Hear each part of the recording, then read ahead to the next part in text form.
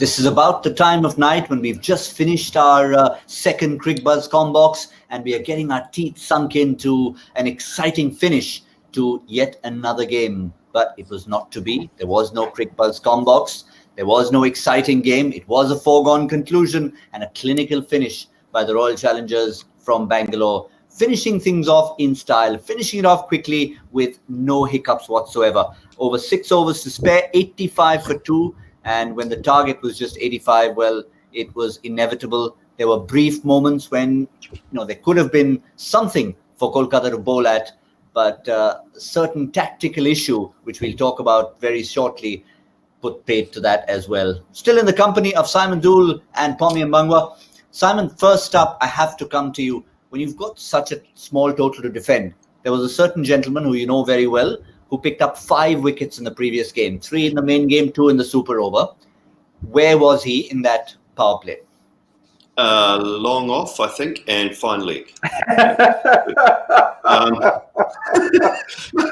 don't know. What were they doing? What were they thinking? Like you said, he's just picked up 3 for 15 and 2 wickets in the power play. You've got a brand new nut. You've got 85 on the board. Just give it to him. Give it to him and Pat Cummins and say, boys, what will be will be. We didn't bat well enough. Just go for it. Try and knock some poles over and let's see if we can get back into this contest. But I don't know. I think he was a fine leg anyway, was he? I'm not sure. I mean, we could have a laugh about it, Pommie, but is there any possible rationale you could have? I mean, we talk about some bowlers bowl better with the new ball, others don't. But this was not about new or old ball. It was just about who can knock your poles out or knock the poles of the opposition off, and Lockie can. Yeah, and I guess to back up a bit, you'd say, if you're choosing someone to bowl in the super over, why are you choosing them? And you choose your best bowlers to do that. That's undoubtedly what happens, right? That's what you do. So if that's the case, and then you turn up here and you have 84 on the board, and your best bowler doesn't bowl until after the power play, the game's done. The game's done. I mean, how? In the end, yes, he bowls 4 overs, but he's just a kind of, go through the motions. He's having a net. He's not competing in the game. If he's bowling after everyone else, he's not competing in the game. You're not competing in the other game, in the game, or you're not giving yourself the best chance to win. Because if you're wanting to win, then your best guy bowls, right? It baffles me. I really don't know. And he's still running up and bowling 149 clicks. Like, what? Why is he standing at mid-off or wherever Simon said he was? Come on. Really? I don't know. But perhaps it should illustrate to us just how much there's a clutter of the minds within the KKR camp. There's a searching of what will work, how it's supposed to work, and so forth. And things aren't working at all. Are we calling them the Kolkata Knight Riders? Oh, well, it's a fair point. It's a fair point. A few fans may not like that play of words, Simon, but I think if you're trying to make a point, rather than just use a word for the sake of using a word, I think that will be our word of the day for the moment. Kolkata. Yeah. Kolkata. Good. I like it.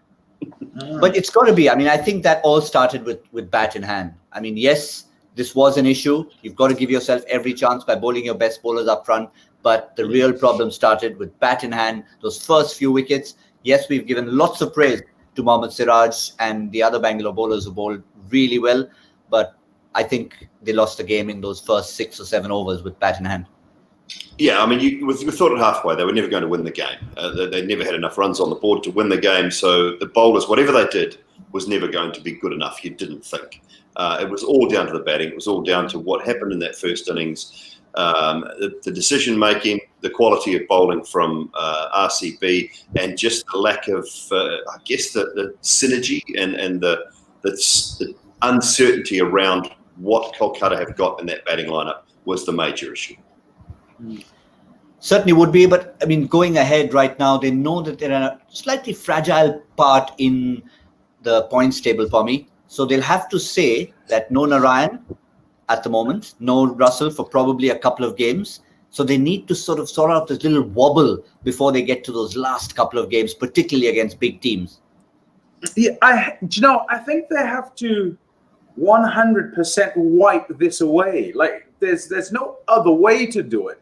It's going to be difficult to do so because this, if you look at the way they've played, you're kind of leading up to this. So it's not, when you watch them, of course you're surprised when a team's bowled out or only gets 84 in 20 overs. You are surprised. But in the way that they've been playing and getting out of jail in games and just not looking like a well-gelled side, it's kind of bound to happen. One of two things, I guess. One is what we've seen today, where things go downhill and there's just absolute chaos, and you have a performance like this and you're thumped and you don't know what's what. Or the other thing might have been, which they would have been hoping, that they turn up and everything clicks into gear with whatever team they've picked, and they get 185 and they knock over the opposition and all the bowlers bowl well, and then you think, okay, this is how we're going from now on. So I believe that they need to just wipe this away. It's not easy, as I say, but they need to start again with whatever the new plan is. And it must be like they hadn't planned before. And Baz McCullum is going to bring them all in, and they're right. We need to start again here because this is not working. We're not going in any direction. We've come to a halt. Now we must go. Simon, you know Baz well. Just try and tell us the kind of words he might use today in the dressing room. I think it'll be very much, it'll be very much like what Pommie's just said. He's a simple coach. He's not going to overcomplicate things. He will know it's been a very ordinary performance. They'll never have a naughty boy training, or it'll never be that sort of Brendan McCullum as a coach. I don't believe. It'll just be simple things. Boys, we're probably cluttered. We're not sure where we're at. We'll walk away with management and we'll come up with a new plan for without Russell, without Narayan, with our batting lineup, and this is what we're going to do. And we need to forget about this. And Steve Hansen was the All Black coach. He had a great saying after he was interviewed after a really bad All Blacks game, and there's very few of those ever happened, right? And one of the guys in the press conference said, to agree. That's actually a true statement. Yeah. One of the guys in the press conference said, "What do you do? What do you do after that?" Steve, he says, "Well, I guess you just flush it down the dunny and move on." There you go. That was it. And that's kind of what you have to do. You just have to completely get rid of it, put it down one side, put it to one side, and just say, look, okay, here's our plan for the next one. Let's forget about it and let's go. Do you use dunny in New Zealand as well as Australia, Simon? Yeah, we do. Yeah. Oh, I use it most days. There's not a lot that there's common between the Trans-Tasman rivals, but I see what you did there. I see what you did. Right. How easily can KKR flush this whole result down the dunny? Firstly, as McCullum has to explain to the boys, Owen Morgan probably knows. The rest of them need to figure out what a dunny is. But a couple of lines I'm trying to get from Owen Morgan, Pommie.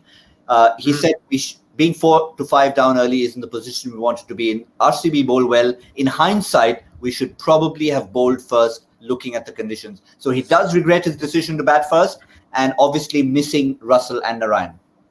Yeah. So look, I said, and not on air, off air, that as we turn up at this part of the tournament, if I'm walking out to toss, I'm hoping to lose the toss. I don't know what to do with the toss anymore. I really don't, because kind of experience and conditions say, because of used pitches and where we are in the tournament, you've got to bat first and try and put a score on the board. And this is not in giving KKR an excuse. Even if they had batted and got 160, what we've seen in the games before today is that you're not entirely sure what a good score is, and you're not entirely sure whether batting first is actually the way, because teams are chasing it down. And they're not seeming to have great difficulty in chasing it down. So the fact that his team played badly, I don't think is down to the toss at all. For me, I mean, I don't. It's just they played badly. They didn't have a good game. If they'd won the toss, I mean, if they'd batted second and chased and batted like they did, it wouldn't make a difference, would it? It's not going to make any difference. But they've had a bad game, as Simon says. Do what Simon says. Yeah, absolutely. And the only bright spark, if I'm allowed to bring it upon after I wore the dunce cap earlier in the mid-show, was that 40 runs, the My 11 Circle badge of honor. Yes. Just 4 runs away from it. 44, conservative start. I probably wouldn't have got there had Lockie Ferguson bowled in the first 6 overs. None of us would have got there. But there it is, expert of the day. Thank you very much. I'll take that on a terrible day for most other things. But I can't. Okay, you take it then. You're fine. Yeah. Thank you. I can't believe I walked into the dunny one.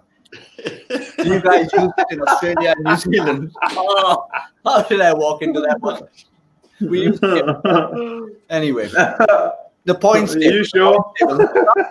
Who's up and who's dunny? Let's have a look. Delhi, as we know, up with 14 points, but the big change there. Bangalore, who were mid-table, have now crawled their way up to 14 points, and they look like they're moving in an upward direction. Fairly healthy net run rate, not as big as Delhi's, but for Kolkata, they don't want to be in that mid-table position. They are in double figures, but with 4 games to go, Punjab on a roll, Rajasthan playing tomorrow, Hyderabad also with a chance to catch up. This could be a very, very tense time for the men in purple, Simon. Yeah, it could be. And that Rajasthan game, we're going to get to that very shortly, I think. If they win tomorrow, then you've got those 3 teams on 8 points and Kolkata on 10 points, just starting to worry a little bit. And any one of those, I mean, they're fighting it out, you would think. Mumbai are too good a side to not qualify, I believe. So they will find a couple of wins in the next 3-4 games, enough to make sure that they qualify. It's that 4 teams that are fighting out that 4th spot, isn't it? And if Kolkata start to continue to slide backwards, then, will it be Rajasthan? Will it be the Sunrisers? Will it be Kings 11 Punjab, who just sort of leapfrog them and end up in that top 4? And Pommie, the one trend we've found with KKR is that they've lost to the bigger teams, the teams at the top of the table, and they've lost big. So if you have a quick look at the schedule, how many big games do they have left? Delhi, definitely a huge game. That's next. That's the big one. Punjab, well, they could be the banana peel because of the way they are playing. Chennai and Rajasthan, well, possibly they should tell themselves if they can get back to their A game, they should handle. So really the big one is the next one. So I would like to agree on the first part and disagree on the second part. The first part is, yes, they have lost to the so-called big teams earlier in the tournament, in the first part of the tournament. The second part is they've got big games against X and Y and Z who are big teams, and you expect whatever you might expect, right? We've learned in this tournament, expect nothing. You can't, and particularly when we get to this side of the tournament. And the reason for that is it doesn't matter what team you're playing against. They too are trying to get 4th spot or 3rd spot. Something else that Simon said, which he maybe hopes will happen, is Mumbai are too good a side. I believe they're a good side. I believe they're a fantastic side. They've had a brilliant IPL to this point. But suddenly, the teams that you probably think are in disarray, they're asked to scrap. And it doesn't matter who's on the other side. All that matters is those 2 points. And you never know. You could find a scenario where instead of the 3 games that Mumbai should find and win, they might get 2 of those, and then there's a bit of a kind of box off for whether they get the next one or not. So yeah, this tournament hasn't lasted all these years and kept us captivated for no reason. It's because these dramas continue to pop up. So I don't know. I'm just saying some other team might get it together. Look at Rajasthan, who we're going to talk about. We thought they were gone, but now we're not sure, are we? Have they found something? Are they okay? You don't know. You can't call it, I don't think. what about Punjab? I mean, they were at 2 points a few games ago, and we had written them off. We'd swept them under the carpet, and they came out from there, and how? So, yes, Pommie, point well made. But the only team that you can guarantee will usually be on the top of the tree is our daily My 11 Circle ultimate team of the day. Yes, when you get all the right players from both teams, and you get the right amount of points, and you don't have Chris Morris. I'll tell you how Morris made it into this ultimate team of the day because of his maiden catch. That's all it took in a low-scoring game for Morris to squeeze in there. Mohammad Siraj had to be captain. Yuzvendra Chahal bowled brilliantly, had to be vice-captain for his 2 wickets and his economy. And for a change, you didn't need all the big names. AB de Villiers is not in the My 11 Circle ultimate team of the day, despite a couple of catches, nothing to do with the bat. So, bit of a turn up for the books. Who's our My 11 Circle champion of the day? And here we have it. With 367.5, Dashrath Singh Raj Purohit from Jalore in Rajasthan. Very good that we should have someone from Rajasthan, because as Simon already mentioned, we're going to be talking about Rajasthan very, very shortly. Not yet. We haven't run out of breath yet for this particular game, because we've got to talk about our boost stamina meter. And who could it be but the champion himself for the day? He was outstanding. And Mohammad Siraj came into this game. Remember, he was not playing the previous game. Bowling rating of 92.8. His final figure, 3 for 8 in 4 overs. That's an economy rate that's pretty much unparalleled in the history of the game. And 67% of his spell was dot balls. So Mohammad Siraj, outstanding. We've talked a lot about that. But I think the dot balls is something, those 2 maidens we can refer to, because sometimes it was the wicket-taking deliveries, but when he was not taking wickets, Simon, he was still keeping it in that area where they were not scoring of him. Yeah, and putting pressure on. And maidens are gold dust in T20 cricket. And when you bowl 2 of them up front in the first 6, you're just under enormous pressure as a batting side. So really impressed with him tonight. And I just kind of hope it's the kickstart for the back end of the tournament for him and for RCB. They're a good side, and they look like they've got their components together, and they've been relatively settled as well.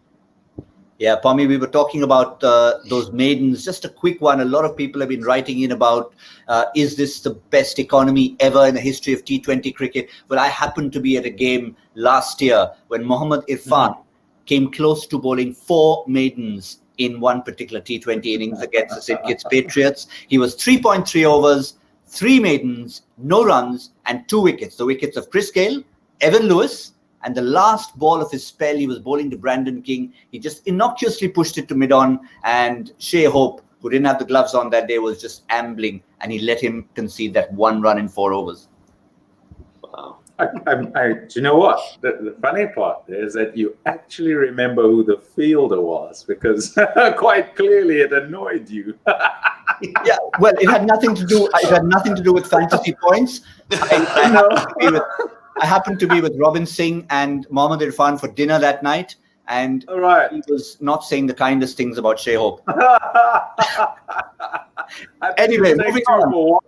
It'll take 2 for 1, surely. 2 for 1 in 4 overs. It could have been 4 overs, 4 maidens. Let's move on to what's coming up tomorrow. It's the brightest colours. Out of all the 8 teams in the tournament, you pick the 2 brightest colours, and they're up against each other. Bright orange from Hyderabad against bright pink from Rajasthan, the royal pink, the regal colours.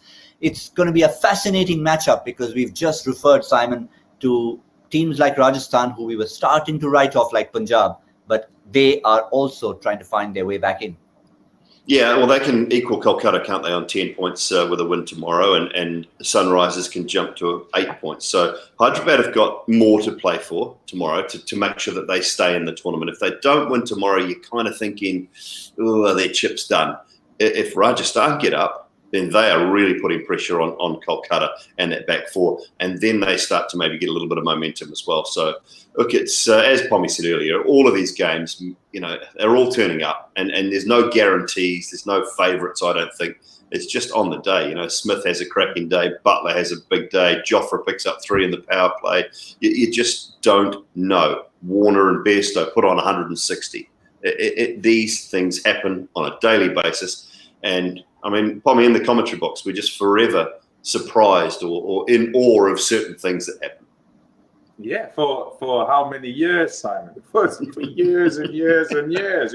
You turn up and you say, "Oh, not again! Surely not again!" And lo and behold, once again. But we did have something which I meant to say this, and I meant to say it right here, and I wonder if many of our viewers would have said it, our Cricbuzz family would have said that you called the double super over, double dose super over, expertly, brilliantly. Yeah. So kudos. Can I just give some love on here? Is it allowed?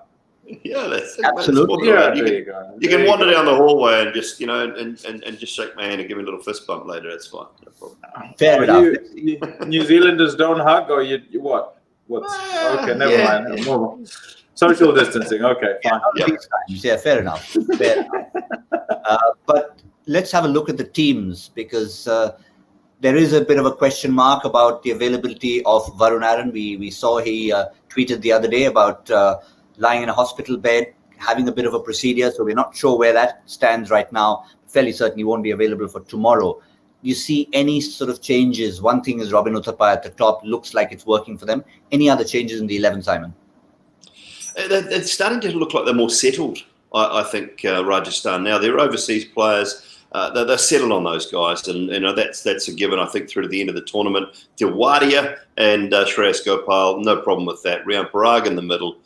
Samson needs to find some runs. That's their biggest, well, not their biggest concern, but he is one of their major concerns, finding some runs, Sanju Samson. But to me, they're a settled 11, barring injuries. That looks like the 11 that they kind of want to play each game. Bit of a worry about that. About who? Steve Smith. Just no, don't think so. I think he lost his way, and then I think he's back again. And it's not often you can sort of make a comment about a guy who goes out and faces 2 or 3 balls, but in the times in the middle there where he seemed like he didn't, he would lost him, he'd walk out and he'd try and swipe at a few guys. Like, that's not him. It's just not him. Like, you'd not expect to see that from him, and now he's batting like Steve Smith again, a guy who's in control, who calculates things. And yes, he's going to try and get runs, but he's going to try and get them with Steve Smith shots, not trying to hoik it anywhere.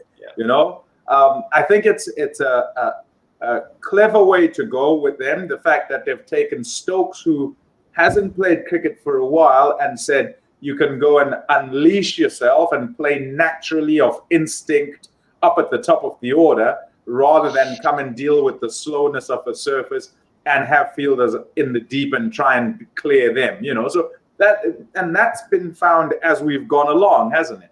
And Butler has been giving them a decent start up at the top, but he's just the man who can bat 1, 2, 3, 4, 5, 6, 7. It doesn't matter where you bat him. And in the form he's in, he's doing good things for them. So yeah, I think they've kind of got to a place where their team's okay and they need runs from some. I love that Archer's bowling fast. I absolutely love it. You every time he's gonna go and bowl, I'm ready to watch. And the reason is it's exciting to see him run up so easy and unleash thunderbolts. He does it like it just gives it this one, and it's brilliant. It's absolutely brilliant. It's just, you want to watch him all the time. You do want to watch him, unless you happen to be a diehard Sunrisers fan, because you've already got the prospect of Jofra charging at you if you're the opening batsman. Then if you have a look at where you stand, you've lost a couple of games in the trot, and we'll have a quick look at their schedule coming up before we see their team. And whether you consider top 3 teams a threat or not, to finish Delhi, Bangalore, Mumbai, and the last 2 in Sharjah has got to mean that the next 2 games, they want 4 points on the board. They're gone without 2 wins, I think. Rajasthan, Punjab, they need to win both those games, and then that gives them a realistic opportunity. It gets them to 10 points, and then they knock over 2 of the big guns and hope 14 plus a net run rate gets them through. 3 wins, I don't think 12 points gets you through this year. It's just not going to cut the mustard. So they have to look at those 5 games that they've got left and say we need 4 wins. Not easy, but it all starts tomorrow. And what do they do? Geez, David Warner, he must have nightmares about Jofra Archer at the minute. Absolute nightmares about Jofra Archer. 4 out of 6. 4 out of 6 in that England series. Jofra Archer versus David Warner. Remember the last game, he actually pushed himself down the order. Would this be an occasion for him to do it again, now that he's actually thrown down the gauntlet and said, okay, somebody else can go and open the batting, Williamson and Bairstow in that case? Were you happy with that opening combination? Look, I've all along been a sort of a proponent that Kane Williamson, if he doesn't open the batting in T20 cricket, then he probably shouldn't play, because I think he's such a good player of working the gaps and finding the boundaries and just playing good balls, that I just feel that opening the batting is probably his best spot. He needs someone with power with him, and he's got that in Bairstow. Pommie, you were happy with Warner down? Look, I don't mind. I think if you're protecting yourself from Archer, that's fine. And I know that may seem silly to say. I know it may seem silly to say, but I don't think the bravado of, no, it's not a thing, I don't think that works. Like, the guy keeps getting you out. So let him have a go at somebody else, and maybe you get a start and the team gets a start and Warner walks in at 3 and then all of a sudden it's a better game. So I don't think you should sort of, bury the head in the sand and say, or stick the chest out and say, I'm just going to go anyway. Nah, because how many times does it happen? We talk about it and it keeps happening and teams keep trying to, bang their head against the wall. No, I don't think so. I think, though, that Williamson is brilliant for his adjustment of wherever he bats. So he finds a way to be effective because he's that good. He's that good as a batsman. Just from batsmanship, he will do what is necessary to succeed in whatever position he bats. In a 2020 game, you can go to a 50-over game and to a test match. We know about the other two for sure, right? But he is that good. So to have him and not use him, Sunrisers have kind of been sleeping on him a little bit. Fair enough, but something tells me that Warner and Smith know each other really well. So if Warner doesn't walk out to bat, Smith's looking and saying, Jofra, hang on, we'll wait. We'll bring him in when we need to.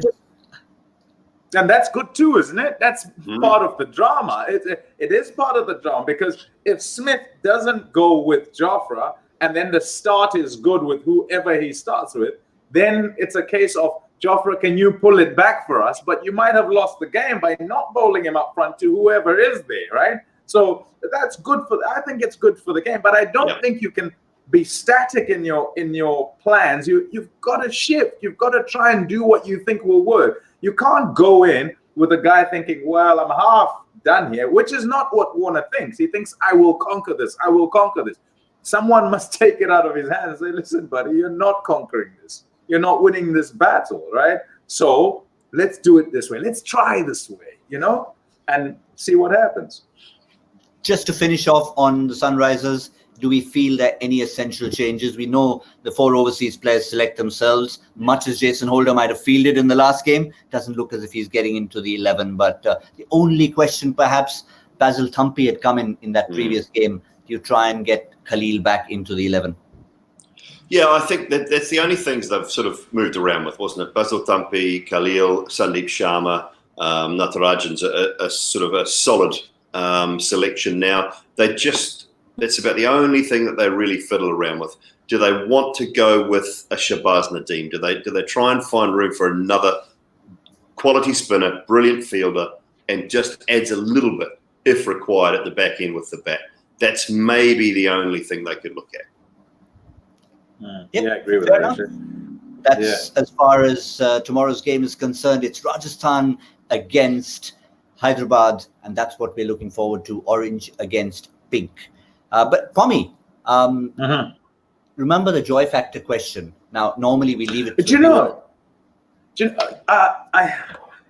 I'm fed up with Joy. I'm fed up with Joy because he's making his questions. In fact, they're too hard. I'm leaving. That's me. But no, Pommie. What I was trying to ask Pommie is, that rather than always reveal it through everyone, we like to have a little banter amongst ourselves. Yeah. This was the question. Anil Kumble, Javagal Srinath, RP Singh, Virendra Sehwag, which Indian cricketer part of the 2020 edition is the latest name in this list? Now, I thought I'd get Pommie Mbangwa to answer this, but he's decided to walk out on us, and we won't be seeing him for the rest of this show. Let's first get the answer to this question in, and it is someone we just talked about, Varun Aaron. All these guys that represent... Oh, hello, Pommie. What's happening here? I'm confused. Yeah. Twins. How are they together? And we've got a third. We've got triplets. Hello, We'd add a little bit of Hindi spirit to the show as well at the end. Namaskar.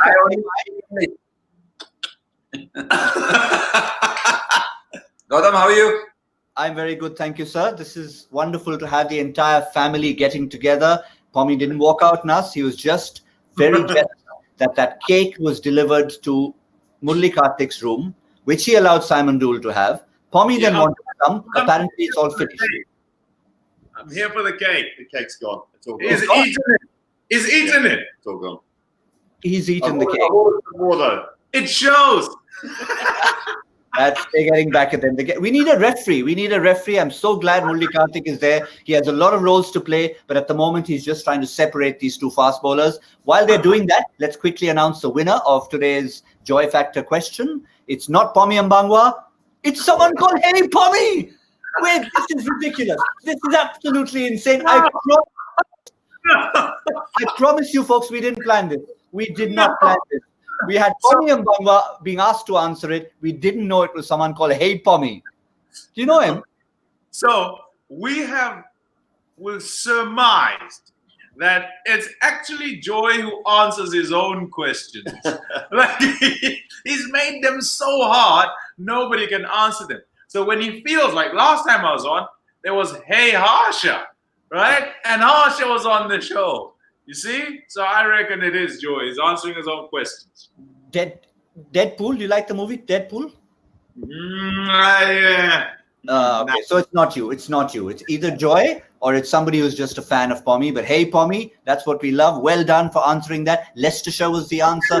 Varun Aaron was the clue. And speedy recovery to Varun Aaron to get back into shape for the rest of the tournament. Well, thank you very much for getting together.